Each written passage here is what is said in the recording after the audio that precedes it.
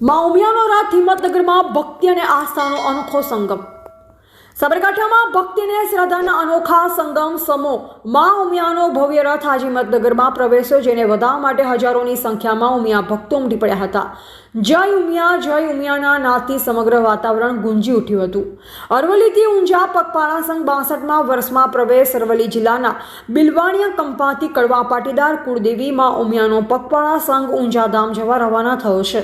આ સંઘ આ વર્ષે 61 વર્ષ પૂર્ણ કરી 62માં વર્ષમાં પ્રવેશ કરશે, જે એક અવિરત ભક્તિ અને શ્રદ્ધાની ગાથા છે।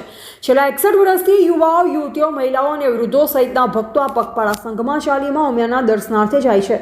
108 ફૂટની ધજા સાથે 140 કિલોમીટરની યાત્રા આ પગપાળા સંઘમાં માય ભક્તો 108 ફૂટની ભવ્ય ધજા લઈ ચાલી રહ્યા છે, જે આસ્થા અને શ્રદ્ધાનું પ્રતીક છે। અરવલ્લી જિલ્લાથી નીકળેલો આ પગપાળા સંઘ 5 દિવસમાં આશરે 140 કિલોમીટરનું અંતર કાપી 1લી તારીખે ઊંઝા ધામ પહોંચશે। પગપાળા સંઘમાં જોડાઈને જતા ભક્તોની સુવિધાનું પણ ખાસ ધ્યાન રાખવામાં આવી રહ્યું છે।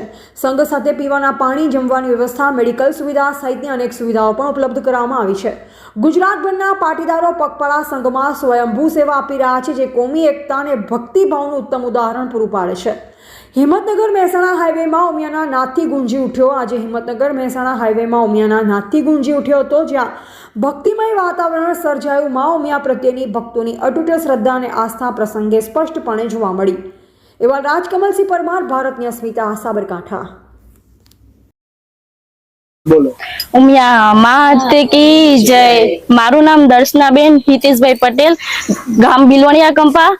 મારા આંગણે માં ઉમિયા આયા, મને ખૂબ ખૂબ આનંદ થયો ને માના આશીર્વાદ મળ્યા। માનો ખૂબ ખૂબ ધન્યવાદ।